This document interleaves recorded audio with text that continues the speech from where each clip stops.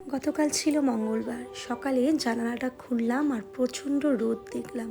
সে কারণে পালককে আর গতকাল স্কুল পাঠাইনি। এর আগের দিন ও যখন স্কুল থেকে এলো তখন বলছিল ওর পায়ের আঙুলগুলো ব্যথা করছে। প্রচণ্ড গরমে এই জুতো মোজা পরে থাকে আর আমার এটা না ভীষণ খারাপ লাগে। সে কারণে মঙ্গলবারটা ওকে আমি ছুটিয়ে দিলাম।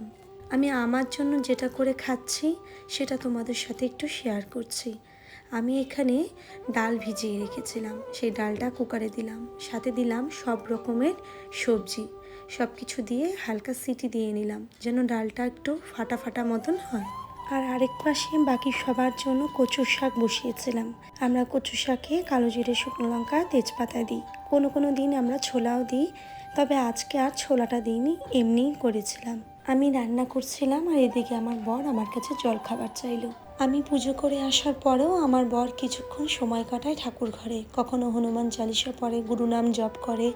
আর আজ যেহেতু মঙ্গলবার, সোমবার, মঙ্গলবার, শনিবার এই কটা দিন ওর একটু দেরি হয়। আর আমি যেহেতু রান্না চাপিয়ে দিয়েছিলাম তাই ওকে ওটস, টক দই আর গুড় দিলাম, সাথে একটা কলাও নিয়েছিল, সেটা তোমাদেরকে দেখাতে পারলাম না। এদিকে আমার ডাল রেডি, আমি এখন ফোড়নটা রেডি করছি। জিরে, শুকনো লঙ্কা, তেজপাতা ফোড়ন দিলাম আর দিয়ে দিলাম কিছুটা জিরে আদা বাটা। ডালটা ফোড়ন দিলাম, নামানোর আগে 1 চামচ ঘি দিলাম আর একটু মিষ্টি দিলাম। আমি কিন্তু ঘিটা দেওয়ার আগে আমার জন্য ডালটা তুলে রেখেছিলাম, যেহেতু আমি ঘিটা খাই না। এই ডালটা দিয়ে শুধু আমি ভাত খাবো, আর কোনো কিছুই কিন্তু খাবো না।